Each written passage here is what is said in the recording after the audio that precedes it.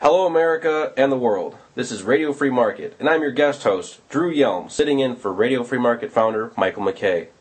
We are behind the lines of socialism, my friends, and Radio Free Market is the voice of free people and free markets. Our topic today is money, sound and unsound, from gold to paper in the 20th century. How did we get to a time where currencies can rise and fall in such short order? What happened to sound money? To better understand these issues, today we are lucky to have Dr. Joseph Salerno as our guest. Welcome to the show, Dr. Salerno. I'm happy to be here, Drew. Dr. Salerno is Academic Vice President of the Ludwig von Mises Institute, Professor of Economics at Pace University, and editor of Quarterly Journal of Austrian Economics.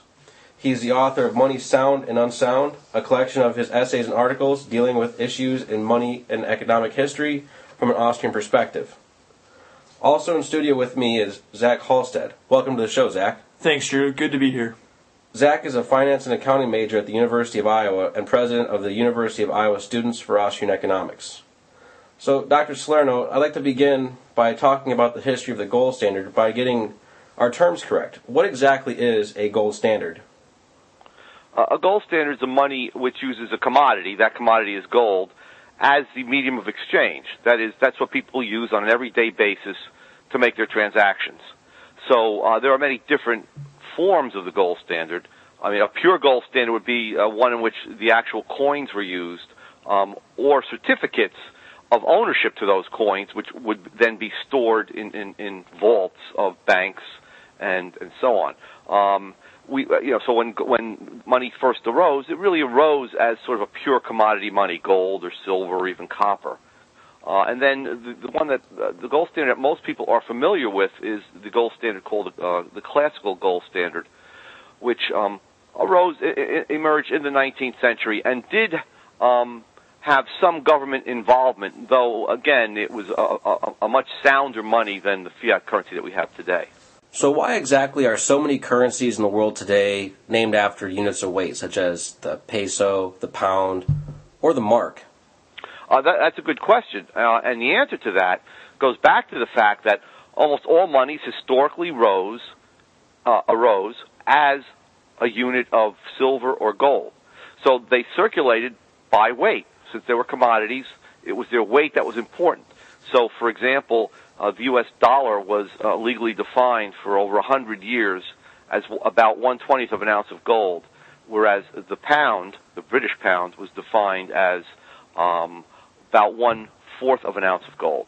So therefore, you had what's called fixed exchange rates. They weren't really fixed. They were just different weight units of the same money. So for 100 years, it took $4.86 to buy 1 British pound, because it was 4 times the amount of gold in a pound as it was in a dollar. So think of it this way. It was like the relationship between a nickel and a quarter. Okay, a quarter is defined as 1/4 of a dollar, and a nickel is defined as 1/20th of a dollar. So it was the arithmetic relationship that established the exchange rate. They weren't actually different monies. The pound and the dollar were both simply different weights of gold. So under the classical gold standard, was there a constant price increase as there has been during the 20th century? No. In fact, if you go back to maybe 1800 or so, and you compare what the price level was then to what it was in 1913, let's say, right before the Federal Reserve System came into existence, you find that there was a gentle price deflation. Basically, people could buy probably about 20 to 25% more with their dollar in 1913 than they could in the 1800s, which meant that prices fell. Well, falling prices are definitely a great thing, but we're coming close to a break here on Radio Free Market. But after the break, we're going to talk more about this. But I just kind of want to lead into the break with what exactly the central event was that caused this massive change from being, deflationary currency money to inflationary fiat currency. Well, the central event was obviously in the United States, the formation of the Federal Reserve by law. Okay. Well, like I said, we're coming up on break here on Radio Free Market. I'm Drew Yelm, and I'm sitting in studio with Zach Halstead, and we are talking with Dr. Joseph Salerno about the history of money, sound and unsound. Please stand by.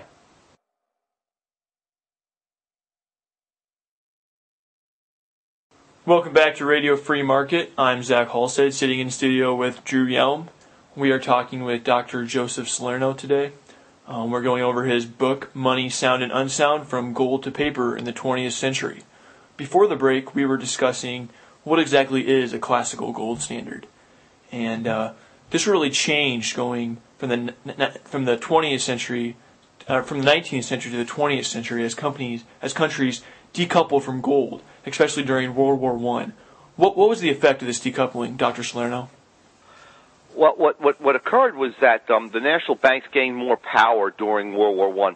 Every single belligerent country had its central bank go off the gold standard within 2 weeks of the beginning of World War I. And the reason why governments always move away from the gold standard during war is because wars are so expensive that to increase taxes to pay for the war would make the war extremely unpopular and would cause social unrest. So in order to finance wars, and this is true even before World War I, obviously the Civil War and so on, governments wanted to be able to print paper money to pay for the enormous expenditures on the military and weapons and so on. So when the war was over, many countries had inflated tremendously. Great Britain, France, Italy, we had huge inflations. So they wanted to go back to the gold standard after World War I. And so there was a lot of talk about how to go back. And what they wanted was they wanted the advantages of a gold standard, fixed exchange rates, and so on, but they didn't want to have to deflate their money supplies. And so what basically came about was something called the gold exchange standard, which was more or less a phony gold standard. It was really only the U.S. and Great Britain after 1925 that were their currencies were convertible into gold, and then other currencies held the dollar or the pound sterling as the reserves for their own currencies. So, which meant that the U.S. could then increase the money supply, and foreign countries would not demand gold from the U.S. They would be willing to hold these extra dollars that went abroad as U.S. citizens who got this new money bought more imports and sold fewer exports. So you mentioned that this gold exchange standard allowed central banks and governments to expand the gold supply. And right. many contemporary commentators state that the problems of the Great Depression were due to tight money. But didn't the United States aggressively expand the money supply during the 1920s before the Great Depression? You're absolutely right. It did. Depending on how you measure the money supply, it increased the money supply at a rate of probably between 1921 and 1928, let's say, at a rate of about 7% per year, 6 or 7% per year. Now, that did not show in price increases. The reason why is because capitalist economies are extremely productive. The U.S. was extremely productive, and as a result of the new technology that was coming in and new products and more saving and investment, you had a tremendous increase in the supply of goods. You had refrigerators coming in, you had radios, electricity, so goods expanded tremendously, and as a result, their prices would have fallen were it not for the fact that the Fed increased the money supply so greatly. So it prevented the natural tendency of a capitalist market economy to bring about a fall in prices, which had occurred in the 19th century. Now, what fooled economists was American and British economists thought that this was great because prices were about the same in 1929 as they were in 1921. But Austrian economists, Ludwig von Mises, Friedrich Hayek, and others, pointed out that, in fact, this hid a great inflation because that increase in the money supply prevented the prices from falling and at the same time caused a huge real estate boom in the U.S. as well as, of course, the stock market boom. And ultimately, what was the point of the 1920s gold exchange standard? Well, again, it was to save on gold. It was to prevent countries from having to deflate their money supplies or to devalue their currencies. So they didn't want to reduce the value of their currencies in terms of gold. I mean, they had to some extent, but it allowed them to back their currencies up with what ultimately was gold, but it was really gold held by the U.S. rather than actually have gold itself. So they were using U.S. dollars and British pounds, for example, to back their currencies. That is, the other countries in Europe. And also, many Keynesian and monetarists will point to the fact that during the Great Depression, other countries abandoned the gold standard, and that, apparently led to a greater increase in GDP. But if they're going off the gold standard, isn't that just a really clever way to fudge the numbers?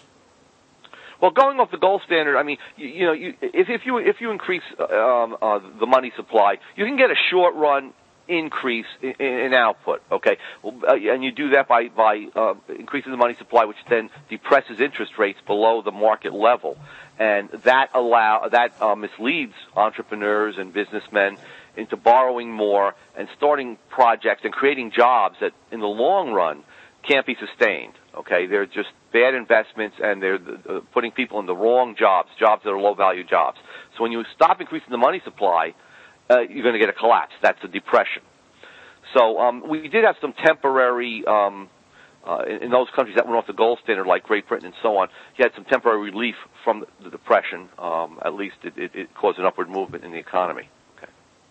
So, Dr. Salerno, you mentioned that all these countries have been off the gold standard, and in the United States especially, how did this system actually go off the gold standard? How did the United States finally abandon the gold exchange standard? Well, in 1933, there was a bank holiday in which the banks were closed for a while, and 2/3 of them were when they were allowed to open again about 5 or 6 days later. 1/3, I think, never reopened because they were just bankrupt, and then the other 2/3 did reopen. But at that point, President Roosevelt took us off the gold standard, which meant that it became illegal for American citizens to own gold. Not only could they not get their gold back from the banks, that is, that the dollar is now inconvertible, but it was also against the law to hold and own gold. So people had to come in and turn in their gold coins, which had been decreased. The amount of gold coins in circulation had been decreasing after World War I because there was a campaign waged against people using gold coins. They were called old-fashioned and so on, and that paper money was much more convenient and safe to carry around. But in any case, to get back to the 1930s, people had to turn in their gold. The only people who could own gold were people who were licensed as jewelers or dentists, who were then permitted to own gold. That law was not repealed until 1976. Americans were not allowed to own gold, even in foreign countries. You couldn't have gold held for you in Canada. That was against the law until 1976. So moving forward about 10 years after the destruction of World War II, the world tried again to implement an international gold exchange standard called the Bretton Woods Treaty. How did this system work? This is a terrible system. This was really a totally phony gold standard, or a pseudo-gold standard. The U.S.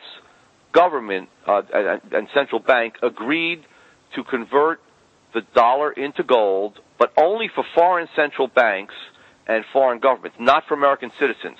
And they agreed to convert at the rate of $35 per ounce. So if you had 35 U.S. dollars, you could come in and get 1 ounce of gold if you were a foreign official institution. American citizens were using paper. Now, all the other countries, Great Britain, France, and so on, Germany, they then had fixed exchange rates with the dollar, and they backed their currency with dollars. So what grew up was this sort of gold exchange standard using dollars as the world reserve currency. Now, this set up very bad, perverse incentives, it's called in economics, very bad incentives for the U.S. government, because the U.S. government could create money, and yet there would be no demand for gold. See, as they created money, what would happen, or the Federal Reserve created money in the U.S. economy, that would cause prices to rise in the U.S. economy. American citizens would buy fewer goods in the U.S., and they'd import more goods from abroad. At the same time, foreigners at fixed exchange rates would find that American prices were rising, so they would stop buying U.S. exports. So to make a long story short, we had huge balance of payments deficits beginning after 1958, and so dollars were flowing into the hands of these foreign countries. And eventually the dollars built up to the point where they were very suspicious that they would not get their gold back. Initially, we had something like $25 billion in gold in the U.S., let's say in 1950, and there were $12 billion held abroad that could be converted into gold. So there was much more gold than there was dollars, so foreign countries weren't worried. But by the mid to late 1960s, after all of the inflation to pay for the Vietnam War and for the war on poverty that President Lyndon Johnson instituted, by that time, inflation had been so great that the number of foreign dollar liabilities that these foreign countries held was something like 80 billion. And in the meantime, we had lost some gold, so our gold stock had been down to $12 billion. So at that point, France began to demand to convert their dollars into gold, and Germany made similar demands. But the U.S. basically blackmailed these European countries by saying, well, if you demand your gold, we're going to have to remove our nuclear umbrella. So we're not going to protect you against the Russians anymore. So the Germans knuckled under, but the French actually dropped out of NATO at that point and started their own nuclear force. So by 1971, there was a continuing run on the U.S. gold stock, and there were estimates that the U.S. gold would have run out in 2 weeks. At that point, in August of 71, President Nixon closed the gold standard, repudiated the solemn pledge to convert dollars into gold, and at that point, we were completely off the gold standard. And that's when you see, by the way, that a tremendous inflation beginning here in the U.S. and in the world economy. President Nixon also implemented price and wage controls. What were their effects on the economy? Yeah, what he did was he wanted to increase his chances of getting reelected in 1972, so he and his administration leaned on the chairman of the Federal Reserve System, who was Arthur Burns, who was a Republican who served in the Eisenhower administration and was a friend of Nixon's. And so Burns basically said, look, if you want me to inflate the money supply and avoid inflation, you're going to have to impose wage and price control. We're coming up on a break here on Radio Free Market. Please stay tuned for more with Dr. Joseph Salerno. Welcome back to Radio Free Market. I'm Drew Yelm, sitting in studio with Zach Halstead, and we are talking with Dr. Joseph Salerno about money, sound and unsound, from gold to paper in the 20th century. And before the break, we were talking about Richard Nixon and the Arthur Burns Fed. And if you could just continue on that point, you were talking about the Nixon administration leaning on the Federal Reserve for their politics. Yeah, so the Nixon administration did lean on Arthur Burns, did put pressure on him to increase the money supply, and Burns made a deal basically with Nixon to the effect that if he did that, then to avoid price increases, the Nixon administration would have to impose wage and price controls. So I think we had something like 4 different phases of wage and price controls between 1971 and 1974 or so, when they were finally removed. It was during that period that we had huge gas lines and so on. We had the first oil crisis because prices weren't allowed to rise to balance supply and demand. And the economy was really in disarray, and when they finally allowed the price controls and wage controls to lapse, it was actually called the wage and price freeze. When that freeze was lifted, prices, of course, shot up, and that's when we got stagflation. Okay, because the money supply was being increased, and because interest rates were being falsified and financial assets were being bid up in price, we had this false inflationary boom, which then collapsed into a depression, recession, a very bad recession between 1973 and 1975. And so that was the first big instance of what was called stagflation, which really means inflationary recession, having the worst of both possible worlds, high unemployment and rapidly rising prices. And that's what killed Keynesian economics at that point. Well, I guess as a side point here, after the Bretton Woods system failed and the United States dollar was no longer tied to gold, and the United States had proven itself to be untrustworthy as a reserve currency, how did the United States dollar still remain the world's reserve currency after 1971? For a while, I mean, most of the world trade was priced in dollars. The dollar was inflationary, but so were many of the other European countries very inflationary. So there was not a good replacement, let's say, for the dollar as reserve currency. As we got into towards the 1980s, inflation again spiked up tremendously in the late 70s, and even reached something like 16% per year, sort of at the end of 1979, early 1980. At that point, they got rid of a very short time Fed chairman, I think his name was William Miller, and replaced him with Paul Volcker. So, and by that time, the monetarists were beginning to have influence, and the monetarists, the one virtue is that they do emphasize the connection between the money supply and inflation, rather than inflation being caused by oil shocks or bad weather and high food prices and all that nonsense that the Keynesians were spouting. So Volcker did restrain the growth of the money supply. He didn't stop it. He restrained it. And so we had two recessions within a very short period, from 1980 to 1982. But during that period, inflation was brought down, okay, and it was also a very deep recession. So go ahead. Well, I was just going to point out that I had read in a book by Robert Auerbach that basically Volcker was not even all that popular with Ronald Reagan President Reagan during the 80s, because his more or less deflationist policies were kind of ruining his great expansion of the government at that particular point in time. Well, I mean, there was a crisis, I believe it was the Mexican crisis in 1982 or 1983 or so, and that was and I believe that the U.S. inflated the money supply to bail out Mexico, but also to get us out of the recession. So actually, there was the inflation again started in 1983, and it was during that period that we didn't see a lot of that showing up in prices. Okay, though we did see a big bubble created in the stock market, and we had the stock market crash of 1987. Okay, and that economists expected a recession after that, but there was no recession for a while until 1989. But it was in 1989 that because of this inflation in the 80s, let me just step back for a moment, there were a lot of bad loans made. There was deregulation of savings and loan associations, which usually were restricted, which had been restricted to simply loaning money on mortgages for people borrowing for houses. And when the restrictions were removed, they made many more speculative type loans. So the savings and loan associations, that whole industry, basically collapsed in 1989, 1990. Okay, as one of the effects of this sort of hidden inflationary boom we had from 83 onward. So, Dr. Salerno, going back to the Nixon administration, another change that he made was to change inflation calculations from regular inflation to core inflation, and the Federal Reserve makes monetary policy decisions based on this measure. Could you kind of explain the difference between core and regular inflation and why this is destructive to the dollar?